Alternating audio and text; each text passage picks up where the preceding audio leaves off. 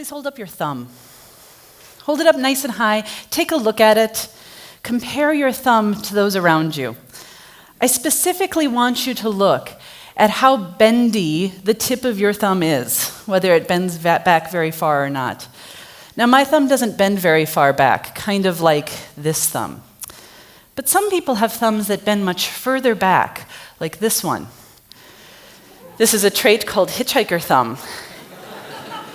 And like a lot of physical traits, skin color, hair texture, eye shape, eye color, it is a trait that's controlled by a set of genes that we inherit from our parents.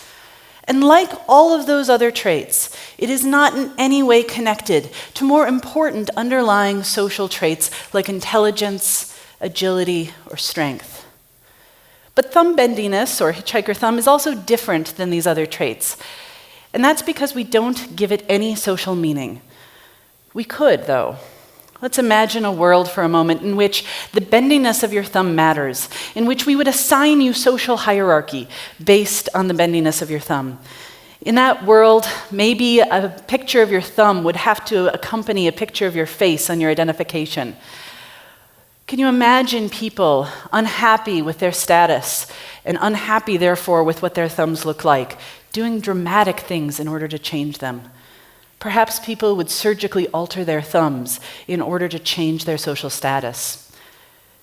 As an aside, did you know that the number one most common surgical procedure in some countries today is a surgery on the epicanthic eye fold? It's designed to make Asian eyes look less Asian.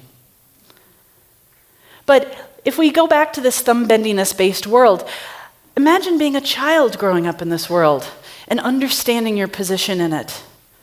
Perhaps you would try to change that by bending your thumb backwards, by stretching it and straining it. Maybe you would injure yourself doing so.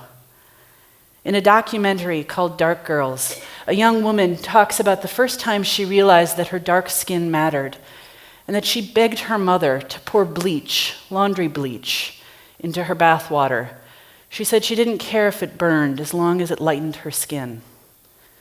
So we don't connect meaning to thumb bendiness, but we do connect social meaning to other physical characteristics.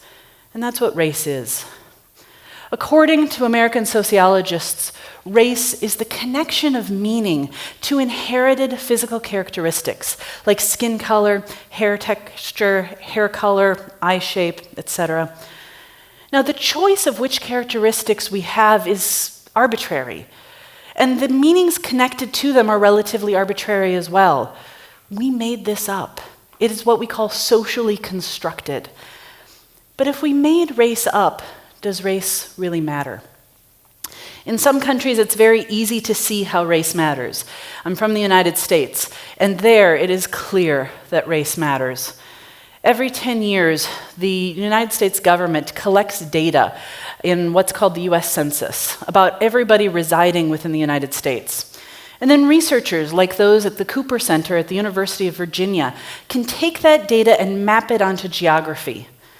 In the map I'm about to show you, each dot represents one person. So a blue dot is someone who identifies as white, a green dot is someone who's African American. When they do this, this is what Chicago looks like. Race clearly matters. We could draw lines around some of these neighborhoods and encompass mostly people of the same racial group within those boundaries. Where you live in Chicago isn't just a matter of who your neighbors are, but it creates the underlying foundations for the racial inequality that we have in the US. Where you live in Chicago affects what kind of job you have access to, and therefore what income you bring home. It affects how much wealth you can accumulate through home ownership. It affects the educational opportunities your children have, the health risks you might be exposed to, even whether you have access to fresh, healthy food or not. So in the United States, race clearly matters. In some parts of the world, it's much more difficult to talk about race, and that's the case here in Norway. I realized this after my very first lecture here. Afterwards, a couple of students came up and talked to me. The first one said that it was hard for her to listen to my lecture because every time I said the word race, it made her heart hurt. Her friend said, yeah, as soon as you started talking about race, I thought, oh no, she's a neo-Nazi.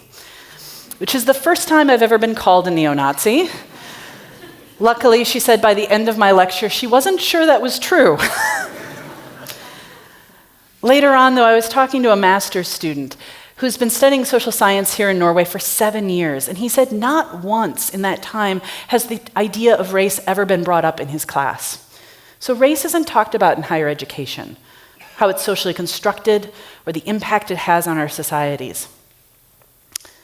Even researchers are hesitant to talk about race. I was at a research presentation in January where the person presenting was talking about work he was doing about prejudice against immigrant groups in Norway.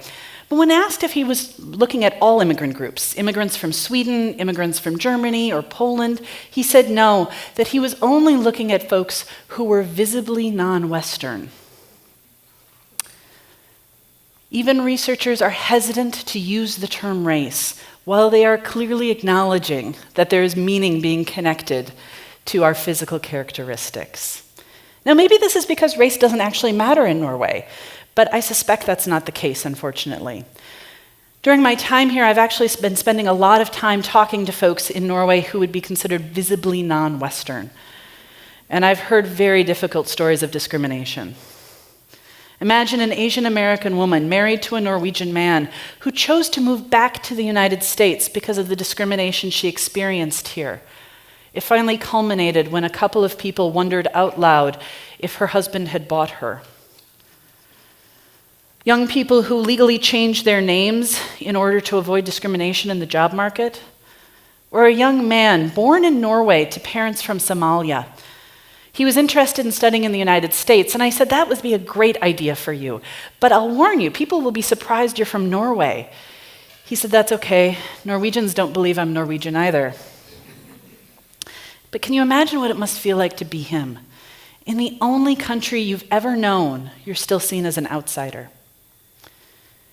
In the United States, we collect a lot of data about race, and this has become controversial even there. There are folks who argue that asking people about race makes race important. But I would say that race is clearly still important. If we stop asking about it, it doesn't make that inequality go away, it just makes it harder to study, harder to understand, and therefore harder to combat. Like most of Europe, Norway doesn't collect data about race. The Norwegian National Registry collects data about immigration status and nation of origin. But your nation of origin isn't the same thing as race. The Asian American woman I referenced earlier, her nation of origin was the US. And being from the US does not explain what she experienced here. Certainly, I'm from the US, and nobody has ever asked me if my husband purchased me. I want to return to that phrase, visibly non-Western. And I want us to think about what this really means. The idea of being visibly non-Western. In 2012, the city of Stavanger put out its own map, a report about where people of non-Western origin were living in the city.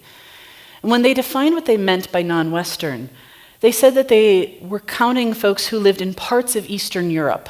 They specified Turkey, but also Asia, Africa, Central and South America. In order to be considered Western, you had to be from the United States or Canada, Western Europe, or Australia. Now, it becomes really clear that we're not talking about a geographic kind of Western, right? We're talking about something else. And I suspect it's about these visible characteristics that mark people as different, as other. I've had people tell me that the only people who talk about race must be racists. But I would argue that we cannot counter racism without a good understanding of race. And there's a challenge in Norway. There's a linguistic challenge here. The term for race in Norwegian is rase, and it is the same word that's used to describe animal breeds, like hunderase for dog breed. And this is a terrible linguistic equivalency. We shouldn't refer to groups of people in the same way that we refer to groups of animals. That doesn't mean that we should abandon the concept entirely, though. Instead, the challenge to us is to come up with language that will allow us to more comfortably, to more effectively study the idea of race, about the meanings attached to the inherited physical characteristics that people have.